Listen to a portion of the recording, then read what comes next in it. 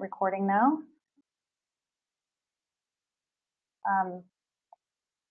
Today, this webcast will be hosted by Mike Furlow, Executive Director of HathiTrust, along with Martha Ruska, AOL for Collection Services for UC San Diego, and a member of our HathiTrust Strategic Directions Committee.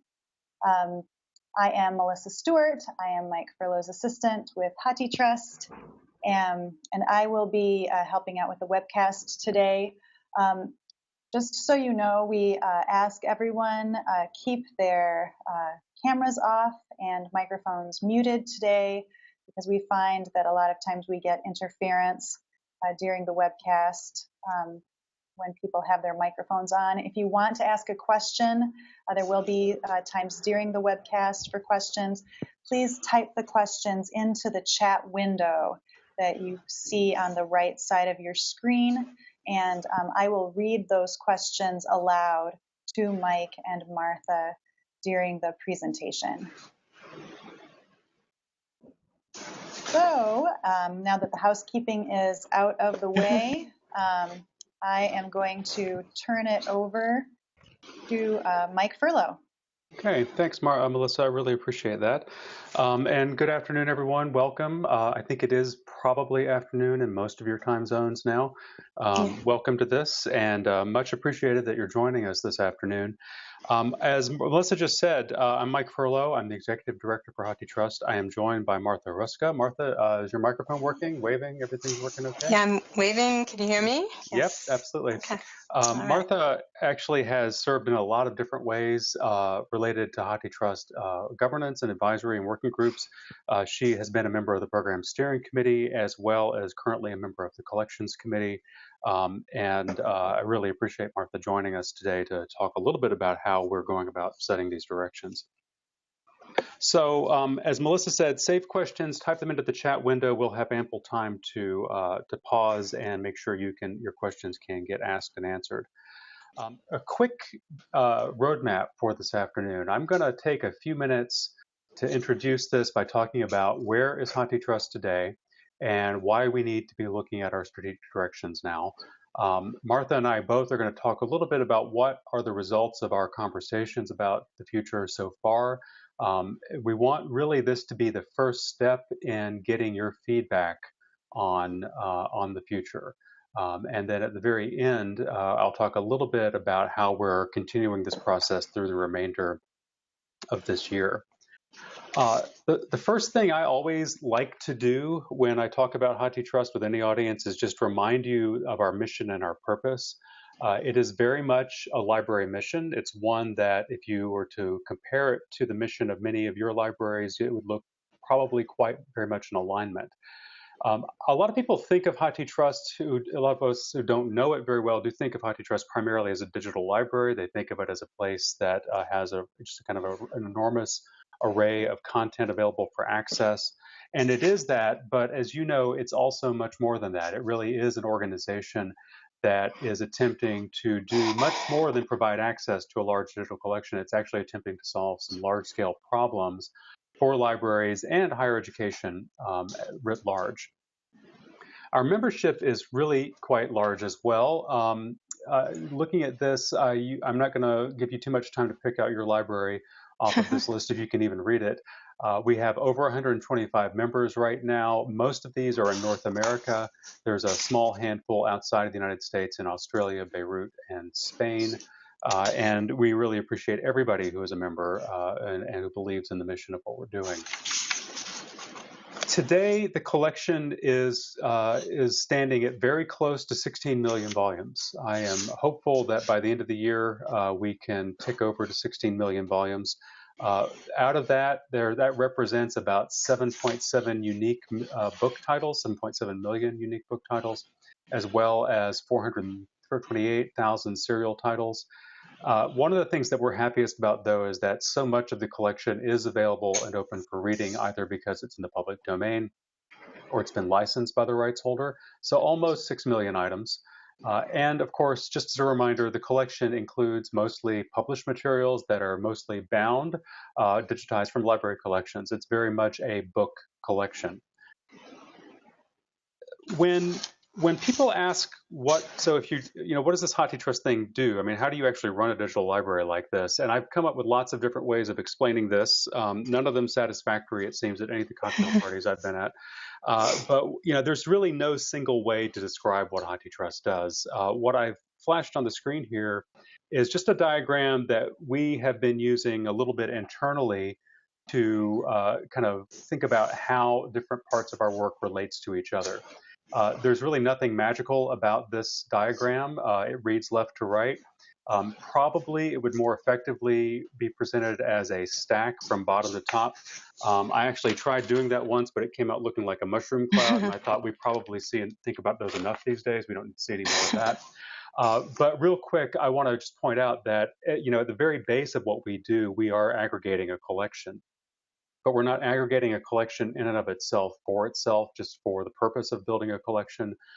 We do it so that we're enabling the preservation of that material. Certainly, we want to enable use of that material, discovery, and access in various forms.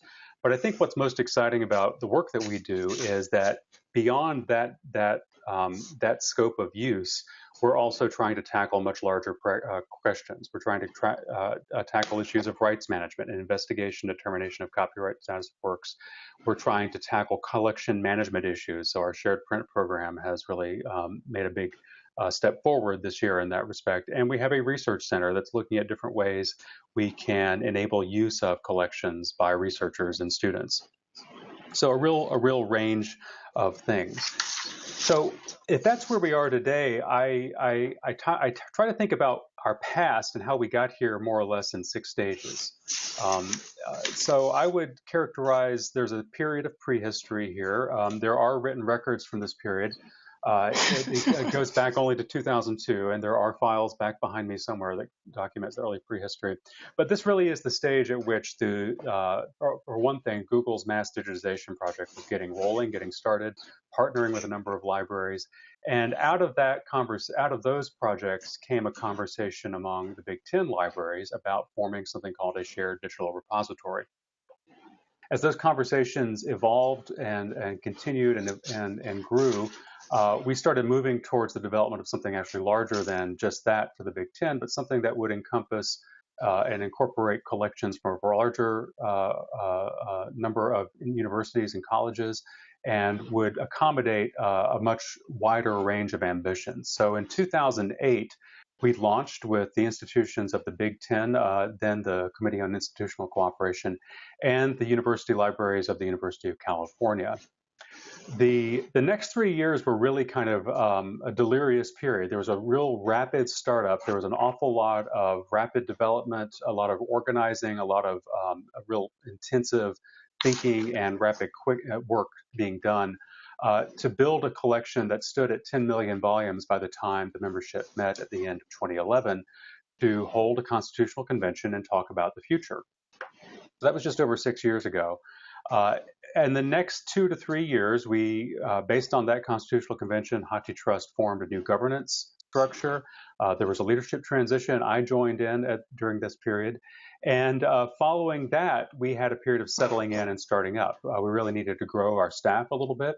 We had a number of programs that were that had been considered and approved at the Constitutional Convention. So we took this period to get those things moving, and most of those are well underway now. So here we are in 2017. We're going to celebrate our 10th anniversary next year, and it's a real obvious point at which we could be taking stock and looking out. So one of the things that we start off whenever you're kind of looking at the future, you think about, well, what's different now? What's going on in the world? And I think one of the things that's really key is that the entire world, that we are most frequently engaged with in higher education, is really quite different now than it was 10 years ago. And a large part of that is because HathiTrust exists, and we've changed it. We've changed what's possible in terms of access. I think we've been able to allow you and others to think more creatively about what's possible at a collective scale. So HathiTrust is really a quite different beast than it was back then. There's a larger membership. It's a much more diverse membership in terms of the types of universities and colleges that have joined. We are much more mature than we were, but I would say as an organization, we're still somewhat in the gawky adolescent phase. and growing up and growing out. And our governance is really starting to tackle a wider range of challenges. And this is appropriate because our ecosystem is quite different as well. I think one of the most amazing things is that in 2004, when it was announced that Google was going to scan the collections of 5 major research university libraries, including Michigan's, I think many people were agog and could not believe it, and many people were quite angry, and there was an awful lot of legal wrangling about this.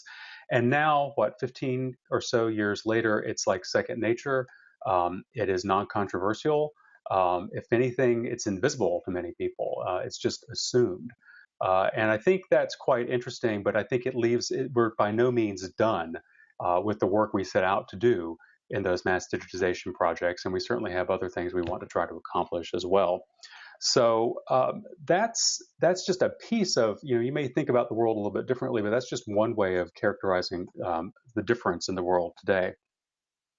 So I mentioned earlier in 2011, we had a constitutional convention. Out of that, or at that convention, there was a lot of discussion about the future of HathiTrust and whether or not to expand its collecting focus. And that was a real live question for several years. It really is still, it's never going to be a completely closed question. But based on that, we thought it was important to take the temperature of the membership. And so in 2015, we conducted a survey. And Martha was involved in conducting that survey and some of the analysis of that. And I thought, Martha, you want to say a few words about what we found in that survey, because it has some bearing on the future. It does. And it was that opportunity I think there was discussion at that time about whether to, as Mike said, move into materials that were not print, not books necessarily. And so in surveying the membership about the content and about what was in there and about other directions to go with the content, the feedback pretty clearly came through that to stay on track and focus on what Hathi is about, which is largely the books and the print materials, and to, if anything, stay with what's being done well and do it better in terms of improving quality as well. So I do think that's been a big takeaway and has helped inform this. It was a lot of work to do that survey, but it's provided an awful lot of rich information that we also gained about the nature of the collections members contribute and what they appreciate and what they'd like to continue to add and see added to the collection. So, yeah. I think also, and a lot of the feedback in that survey was really valuable for helping us start to think about some new programs and some new issues we might want to focus on going forward. And I think you may, if you were a respondent to that survey, you may recognize some of the issues you may have talked about yourself and what we'll be talking about later on today. So when that was already 2 years ago, right? So here we are now, it's 2017, and the question is really what's important for our future. And there's a lot of different answers to this question. I tend to think about 4 things that are going to be really important for us to really continue to grow HathiTrust and make it a powerful organization. And that is that the membership is key. The membership is already large. It can accommodate even more members. But what's really important is that HathiTrust, our work, really align with the interests, the values, and the needs of our membership as well. The collections are certainly key as well. They're the basis for everything that we do. But I really want to emphasize, yes, the collections are the basis, but the collections also are the platform on which we can solve other problems. They're the platform under which we've been able to launch shared print. We're able to actually understand the nature of the collective collection quite better than we were a few years back, in part because of the aggregation of these collections. Services. I think as we have grown, it's been clear that a wider array of services are desired and needed, and there's a need to look at how we scale many of those out in the coming years. And I think most importantly, and this was very clear from talking about this with the Board of Governors, is that there's a real interest in broadening our impact. I tend to think of this as sort of like looking at the big footprint that HathiTrust can have in the wider higher education and academic or research library world. So that's what I think is important for the future. If you ask me what I worry about, I don't know. I mean, actually, I worry about lots of things, but there are questions that I have been running around in my head that are not addressed directly in the work that we're doing right now, but I think they stand in the background. One of the things that I think is notable is that we have possibly the largest collection of digital books online outside of Google, and I think it's certainly the largest that is in a not-for-profit's hands. And so I think there are obligations that come with that, not just obligations of preservation and stewardship, but possibly of a kind of a duty to do more with that collection and take advantage of it. I think that, as I said a second ago, membership is key. We really build on the strengths of our libraries and that are members of HathiTrust. But I think what's also been important is that we found ways to escape traditional constraints, and we need to keep doing so. And I think that the collection is really only as valuable as it is to its users. And so we need to think a little bit about our relationship to students and researchers. And then this is last, but certainly not least, we really do operate in an international environment. And I think that we need to find ways, or actually, I think we ask the question of how can we work better internationally? So those are just a few things to think about. And I want to just stop here because you probably have some questions of your own at this point. At this point, I feel like I've kind of teed up where we are and what's in the background.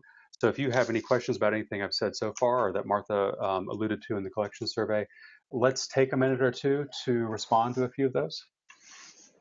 And again, for those of you who joined after we got started, you can go ahead and type any questions that you have into the chat window on the right side of your screen.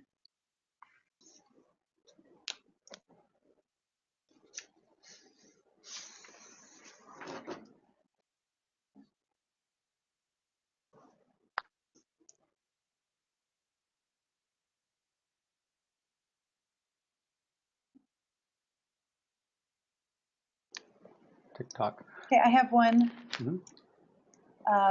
What is and what should be HathiTrust's relationship with the Internet Archive? Really good question, and one that I don't have a definitive answer for you. So a large part of HathiTrust's collection, certainly by no means the largest, comes from Internet Archive.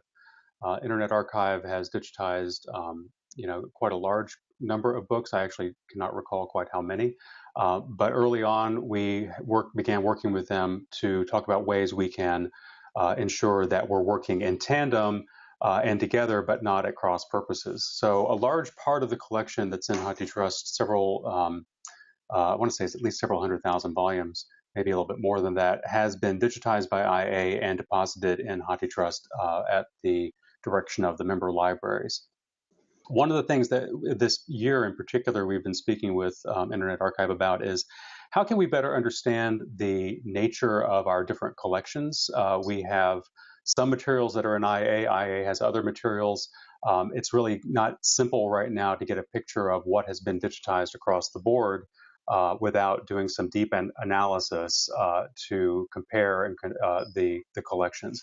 So we've had a few conversations about ways we could pursue that as a way just to understand what should be prioritized going ahead and what should be deprioritized. I think one of the things I'm anxiously awaiting is to see the outcome of their work with the MacArthur Foundation. They had an ambitious proposal to scale up digitization, and I think that's a really exciting opportunity for them. And I think even if it's not a successful outcome for them, there's clearly a great deal of energy coming out of that. And I think we kind of have an ongoing conversation that has not yet really resolved into a clear direction, to be honest with you, about a clear path. But it's an open line of communication, I would say. So. I have one more. Mm-hmm. Hoping to hear more detail about ideas being discussed around scaling services and broadening impact. Okay. Is this coming later in the presentation?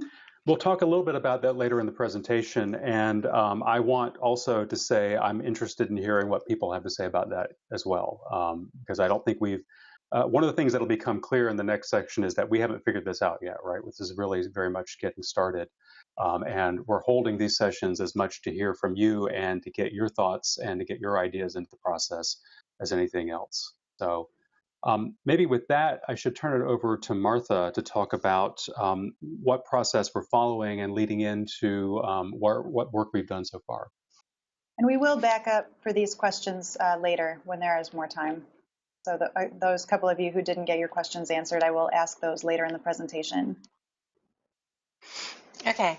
So yeah, the planning process and the timeline, we've talked a little about that collections priorities survey, and in 2015, and in some ways that really was the beginning of really reaching out and getting detailed feedback and input from all the members, and in terms of looking at the collections. And so that has, and obviously since a lot of the collections are the foundation of what's in HathiTrust, that's been hugely significant, and we learned a great deal, and it has informed a lot of the programs in HathiTrust. Now, in 2016, a lot of that, certainly that the program steering committee had been looking at and working with the board to, plan how to really be thinking about this kind of next generation of HathiTrust. So the board and the program steering committee had a retreat in June of this year, taking stock and thinking about, going forward and defining what Hathi is at this point. And then, so as I think Mike mentioned a little earlier, there will be this period from now through October to do more outreach and engagement with the members, targeting, this is the beginning, having this webinar, but then there will also be an opportunity to have phone calls going over the next couple months, all culminating in what hopefully will be a well-attended and well-informed member meeting in November, and then coming away from that and trying to finalize and wrap up and synthesize what we've learned, what the takeaways are, and what the next steps will be from November through March of 2018. Great. That's the process. Yeah, that's where we hope to be. As far as what we're trying to create here, I wanted to say a few words about that.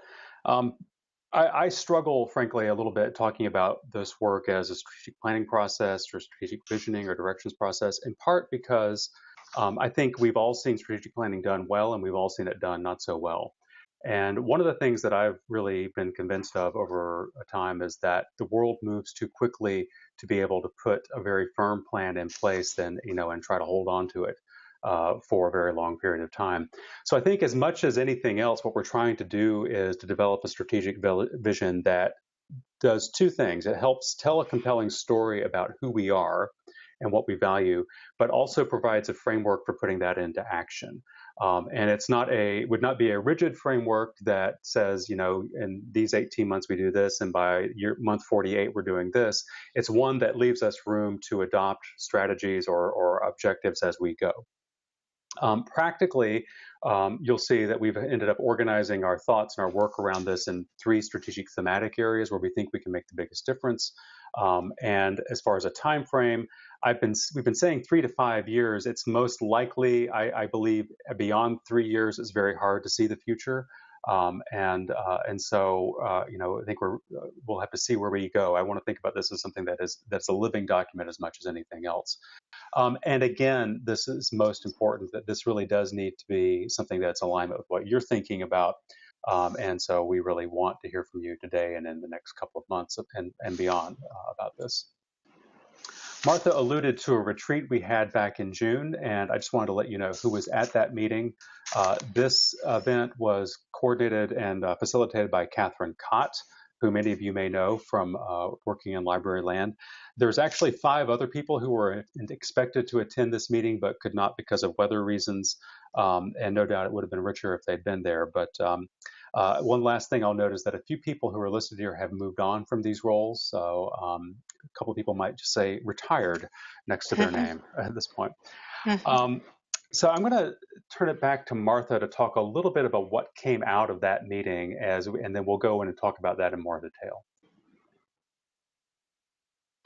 So the meeting ended up with drafting a vision and identifying themes and objectives, and as hopefully in caps here, meaning that, so this is not the final plan, that, the timeline we just noted is part of the process of maybe of coming up with what that final plan will be, because it will be subject to feedback as we have these discussions over the next few months. But what you will see reflects what it was distilled from those discussions at that retreat among the, between the board and the program steering committee. And so as we go through them, just consider the objectives that you'll see as illustrative, as examples, not necessarily formal decisions, but things we are thinking, and certainly things to prompt you to think about. Are these the right ones? Are there additional ones we should be considering as we have these ongoing conversations? So as we do look through these, and please try to keep in the back of your mind questions for you to be considering today as we have this webinar, and then over the next few months, how do you figure recognize how your library figures into this vision for the future? And does the direction represent where you think HathiTrust should be headed in the next 3 to 5 years? Is there anything missing there? Is it too much or not enough? So just try to keep those in the back of your mind as we do walk through the values. So the values, obviously we had this discussion as any good planning retreat would. We didn't, we did spend some time coming up with these. And the point today is not necessarily to have a conversation about them. We do hope these are fairly indicative and comprehensive enough of all the things we think are good and important about HathiTrust. So.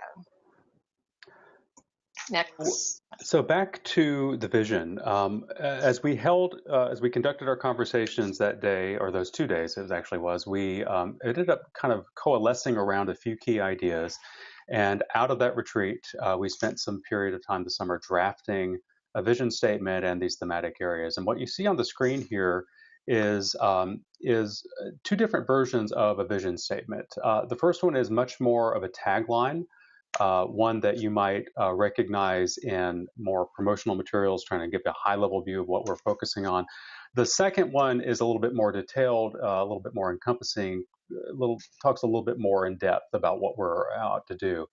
One of the things I really want to emphasize here that may not be as obvious to you, but it was quite obvious to me, is that as we worked through this idea and drafted this out, we were really foregrounding the outcomes in the world of scholarship, the outcomes in the world of knowledge generation, in a way that we had not in our mission statement and had not in some of our earlier vision statements. If you recall earlier, we spoke about HathiTrust being an organization that collects and shares and preserves the record of human knowledge. Absolutely the case. In our conversations this summer, we started talking much more about why do we do that, and how do we actually have the impact that we want to have. And part of this is working at scale. Part of this is working to transform local library capacity. But again, a lot of it is about focusing on the endpoint of the user and what users are able to do with the collective collections. So I'll just read through that bottom one, that HathiTrust enables contemporary and emerging forms of research, teaching, and learning through collaboration that transforms local library capacity, adding value and at scale opportunities for innovative action. And again, this is subject to further revision and refinement. Now, we talked about, you do a lot of brainstorming, you do a lot of idea generation at a retreat, and we talk about any number of different things that we could undertake. As we talked about how to realize that vision, a lot of it really coalesced into 3 thematic areas. And Martha and I are going to walk through these in the next few minutes. The first thematic area is impact, talking about what impact we're trying to have as an organization. Second one is grow, growth in many different ways. And the third one is enhance. So I will talk first about impact. The impact theme defined here as transforming the infrastructure and services for preservation and use of digitized collections, creating frameworks for sustaining and enhancing the record of scholarship at scale. The graphic that you see here is represents the scale of the collective collection among HathiTrust members, 256 million print monographs held by HathiTrust members, of which a large number, 145 million print monographs in a subset of 50 libraries. 50 libraries held 145 of the million of these. These 50 libraries were volunteering to retain a portion of these for the long term as part of our shared print program. So ultimately what we've ended up with is 4.8 million titles from those 50 libraries that have been proposed for retention for a period of 25 years. That corresponds to 16 million different volumes in those libraries. I highlight this particular program in this graphic here as an example of the impact that HathiTrust is already having. I think we talked very early on in the days of HathiTrust about using the digital collection to leverage a larger scale collection management, look at ways to more economically manage collections and research libraries, which is absolutely an important thing to be doing.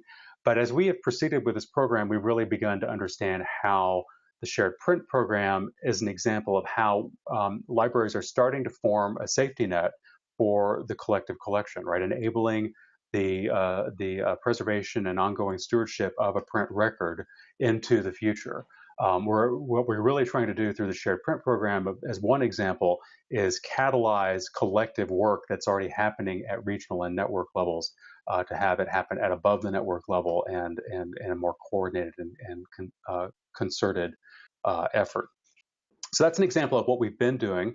Martha, you want to talk about some of the ideas that we had at the meeting for other ways of carrying this out?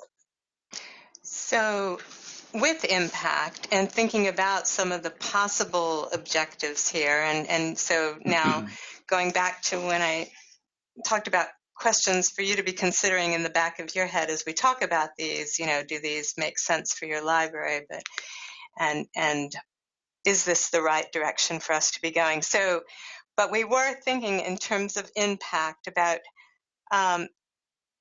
the use and how to enhance and really kind of curate the resources and the content that's in HathiTrust, and thinking about building on the experience that has been the case with the research center's efforts, thinking about how that enables new modes of inquiry and how that can actually have impact on the national research infrastructure.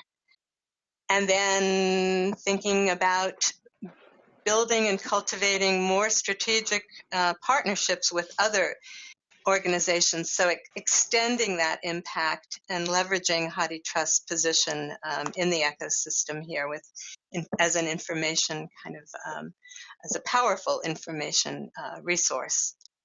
And then finally thinking about the how the development of these services, like the shared print service and working in these areas, really then enable how you can take that, realizing this is happening at the network kind of scaled level. What impact does this have for transforming work at the local library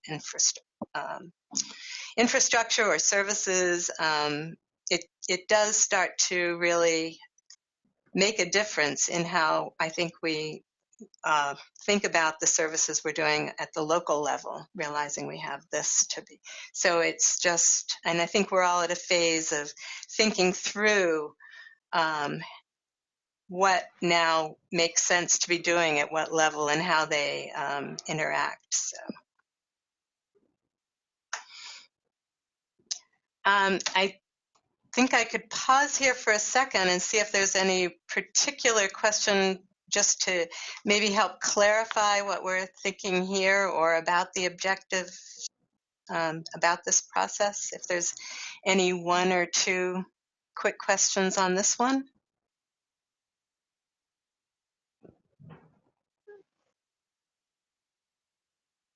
Yeah. And if not, we can kind of proceed. We're going to have time to take a few more questions and back up and take earlier questions as well at the end of this section. I'm not seeing any questions about this particular objective.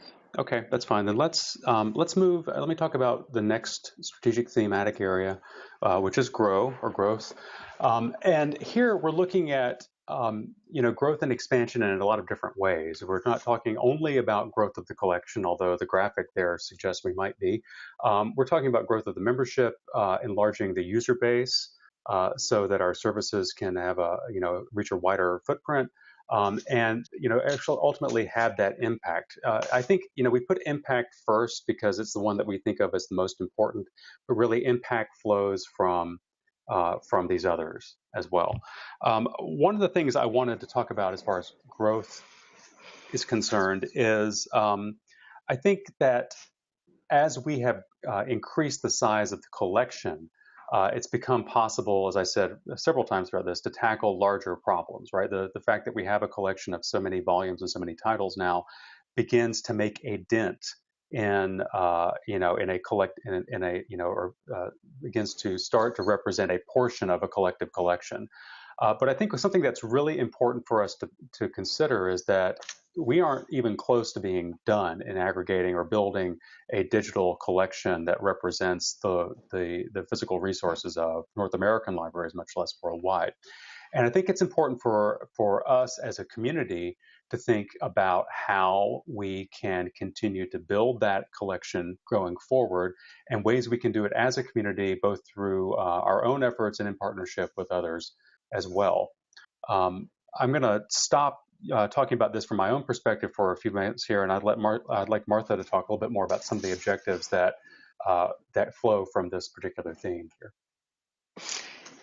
Right. So, and this again, one of them, growing the collection, and this kind of circles back to what some of the what came through in the collection survey, but is just thinking about more intentional digitization strategies and more intentional growth of the collection, realizing that the collection as it stands now is largely the result of a lot of Google scanning, some IA scanning, and that has been more determined by what Google was in a position to be scanning, which has obviously changed over time.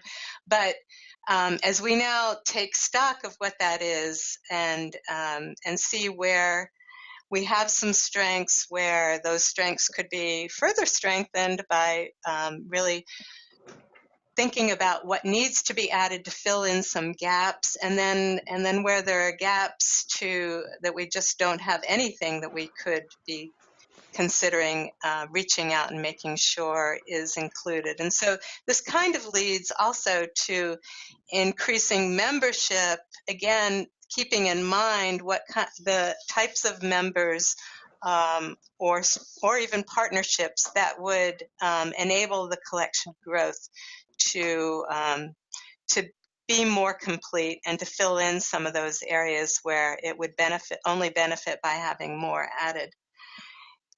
And then also thinking about actually marketing and working harder. I mean, this will be a balance of what can be supported, but thinking about how to market HathiTrust more effectively to end users at the campuses so they do realize that what kind of a resource that aggregated collection really is.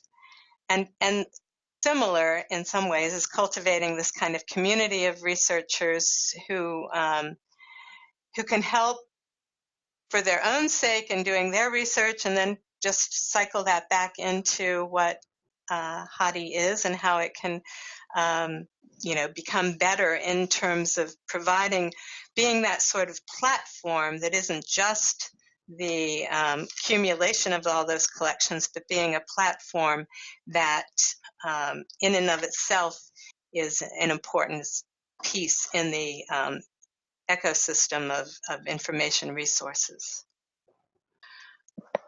I guess I could pause a moment to see if there is a question or anything I could kind of clarify on this point, and ask Melissa if she's seeing anything. I do have one question come in. It seems there are different definitions of mission and vision. Can you articulate yours? If the question is about the definition of what is a mission statement and what is a vision statement, which is what I think I understand the question to be about, I'm going to answer that question. Hopefully that's it. If not, type in. I would say, a mission statement talks more about the scope in which the organization works, the scope of the organization's efforts, the kind of defining an arena in which it will be taking action, with and a purpose that it's trying to fulfill. I think of the vision statement as a little bit different in that a vision statement tries to tell the story or articulate what it is you're aiming at, right? So if the mission is, the distinction I would see between the mission statement we have and the vision statement we've been proposing is the mission statement talks about us collecting and preserving and making accessible content. The vision statement says a little bit more about why and how.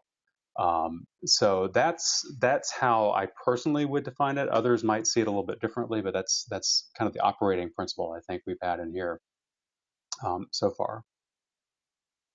I would just will add one thing about growth, if while I have the floor, and that is to say, I think we have as a community, or as HathiTrust really, as kind of really optimized highly around mass digitization, right? I mean, we really can collect large amounts of content produced at scale, but we're able to do that because it's relatively homogeneous in form and format and structure and nature. And what we really need to consider is if we're going to continue to grow the collection, we need to look at how we can diversify the sources and how we can accommodate different sources that might be less homogeneous in their types, in their formats, and so forth. And that's really one challenge that we have in sort of growing services for members as well. I think in the interest of time, I want to move on and talk about the next theme, and then we'll have time to talk in more detail about these. So the next theme is about enhancement, and the focus here is on really improving the value of the collection of the service of the organization for the members and for the public. We really want to look for ways to improve access to the collection, and more, just as importantly, look at the quality of the collection. And not just the content, but also the metadata. We have, over time, had some attention paid to user experience, but we recognize it's kind of an underrepresented focus for us. We really need to find ways of bringing more attention onto user experience to help us best understand how this collection can be made valuable for your students, your faculty, your researchers, and your own uses as well. The graphic here, I'll just explain real quickly because you wouldn't really know what this is. This is a graphic that is from a prototype that the HathiTrust Research Center has been developing from a couple of their tools. And what it's showing us is it's really a word frequency visualization. It's showing or attempting to show the prevalence in the use of the term Beijing for the capital of China over the use of the term Peking, looking at how Peking transitioned to Beijing in the 20th century literature. So under using text mining techniques on the HathiTrust collection, this visualization provides some mechanism of understanding that. I know from having experimented with this, if you click on those little bars, it'll take you to the text, which are the focus of those uses there.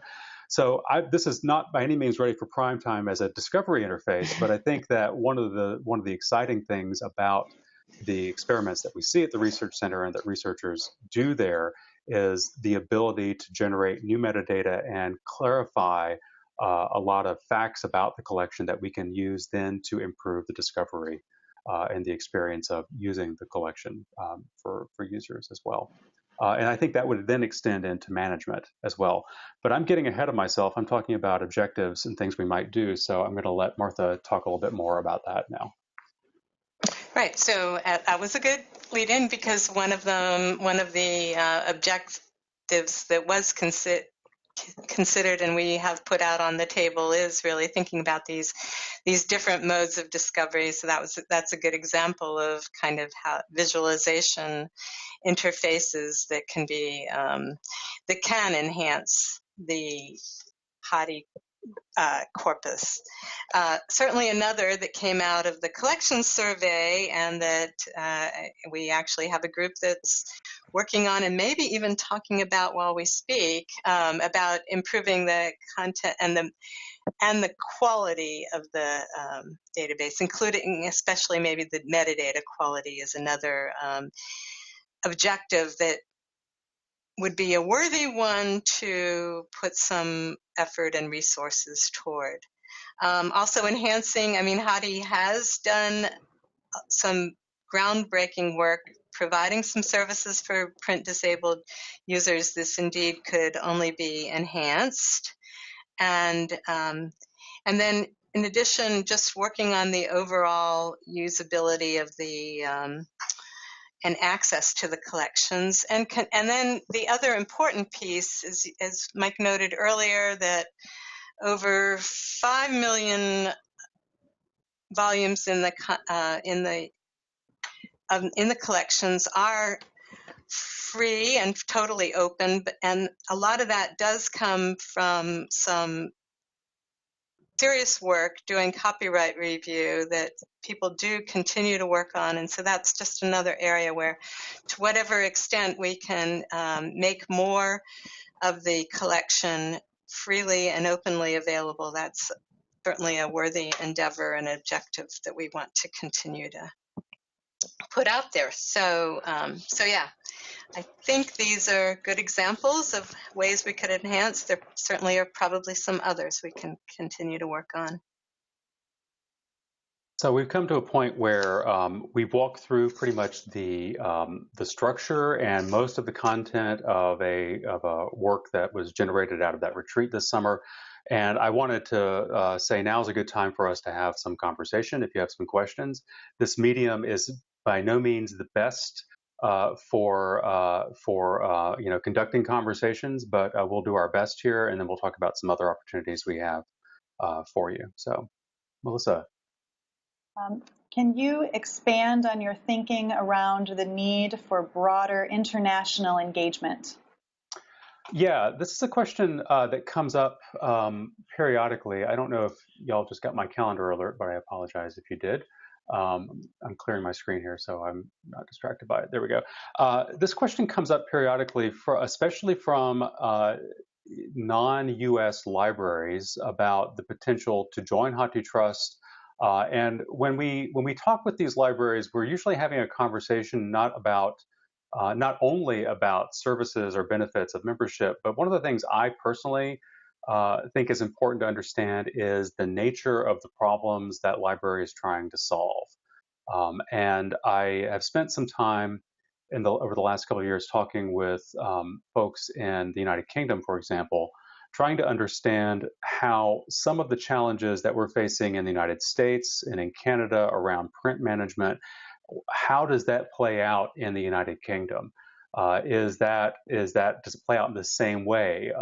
There's a different political structure, there's a different organizational structure, or libraries collaborate in different ways, or they don't collaborate in different ways than in the United States. And I think because the HathiTrust has started in the U.S.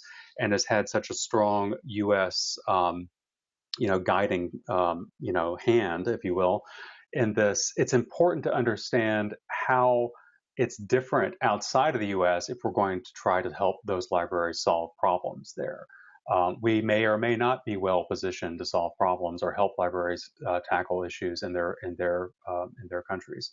I think and what I'm really getting at here is that I think of HathiTrust as much more, again, than a digital library and the question being, what can I access from your collection? But not just that, but what else can we do based on being a part of this cooperative? So. Might HathiTrust ever become a repository for new books, especially open access books produced by scholarly presses? Martha, I'm going to make a comment here, and then I'd like you to see if you have anything else to say here. I will say that this is something that has come up a fair amount internally among the staff and and with some members of the program steering committee and some members as well. Just to lay out, I had late night questions earlier. Here's a fear, right? Mm-hmm. One of the things I fear is that HathiTrust focuses so exclusively on digitization that it becomes exclusively a retrospective collection, and that somehow, a future set of publications are never captured for use. And I think, it's a different world now when we're talking about publications from the 2000s going forward. They're published in different ways, aggregated, distributed in different ways. They don't end up on library shelves as frequently, but I do think we have to take into consideration how we can collect new materials as well as retrospective ones. Martha, do you want to add anything to that?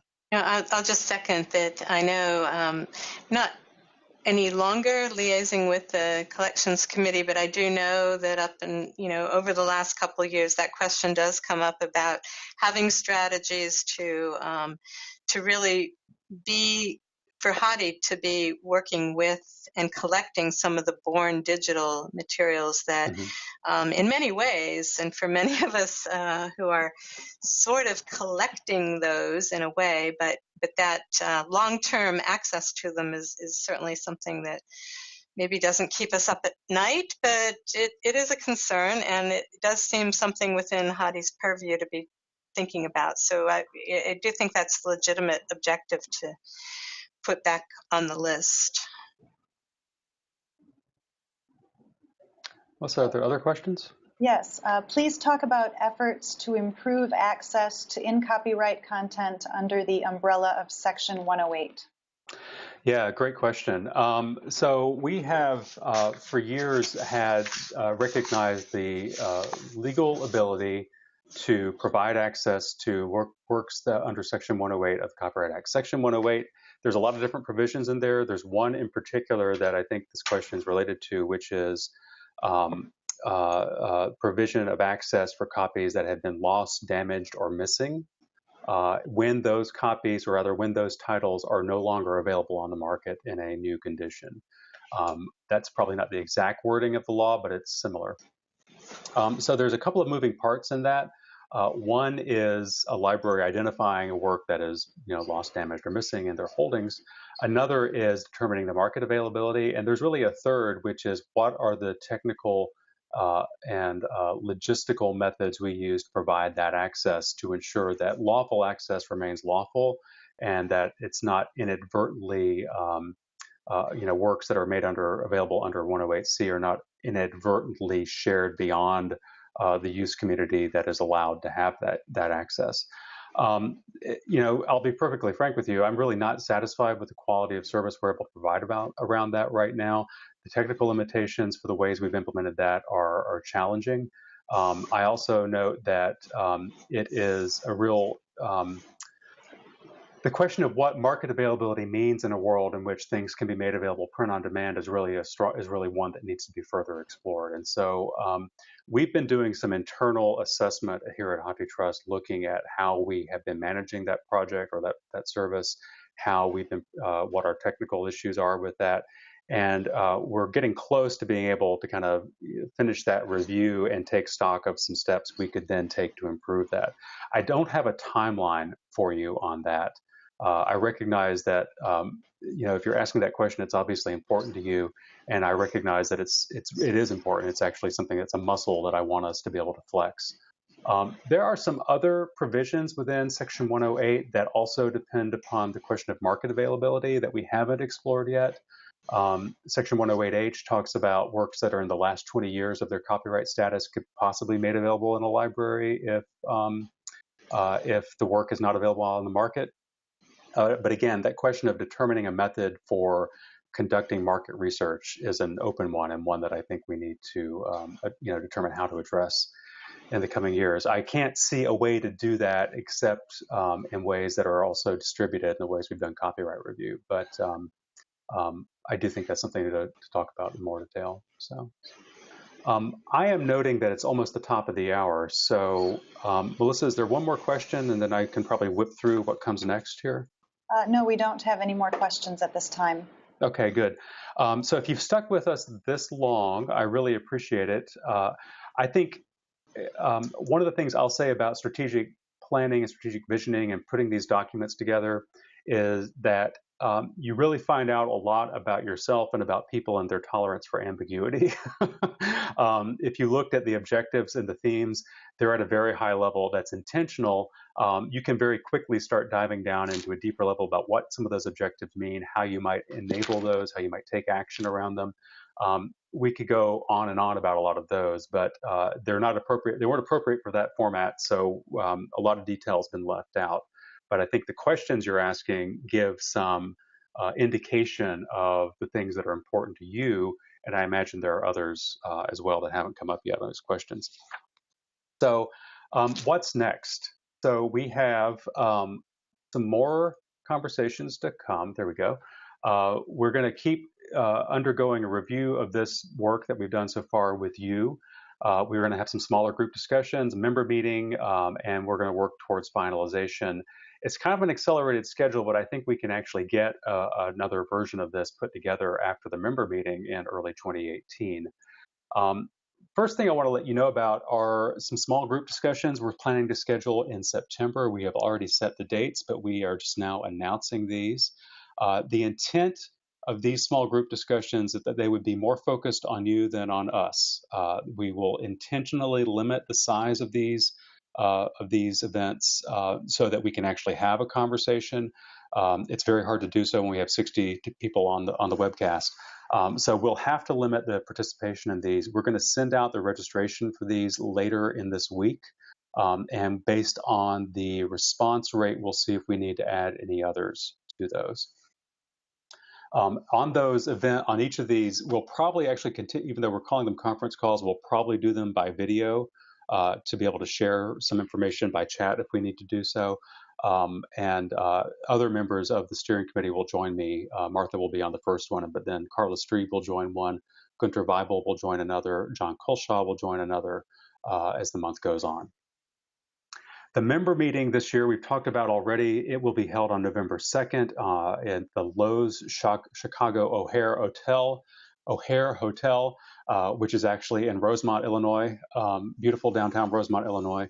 We've already sent out registration details to the HathiTrust member representatives and primary contacts. If you have not received that, please get in touch. We've got web address or email addresses coming up for you in a few minutes.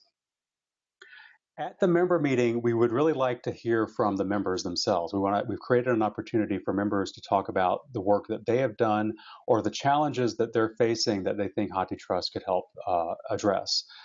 So we're hoping that you will submit your ideas. There is a link there, which I'm sure you're all scrambling to write down right now. It's case sensitive.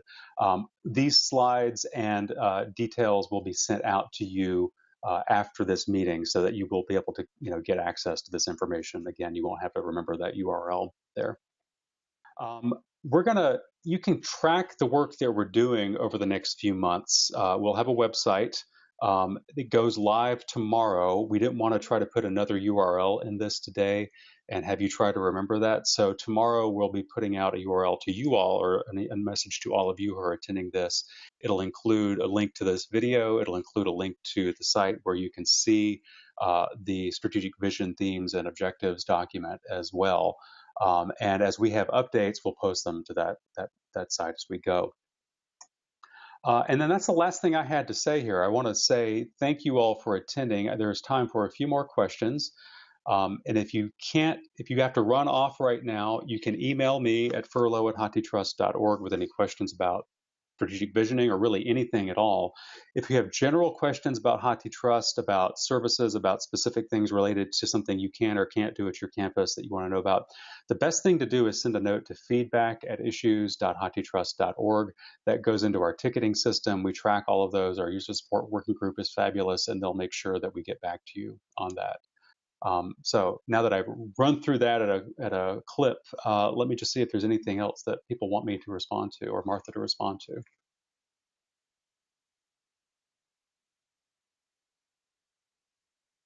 I don't have any. I'm not seeing any more questions. Well, great. Martha, thanks again for joining this afternoon. Much appreciated. And I hope you all found this useful and informative. And this is the start of a conversation. It's not the end of it. So please do keep your ears open, your eyes open, and be in touch if anything occurs to you after today. Thanks very much. Thank you. Bye, everybody. Bye-bye.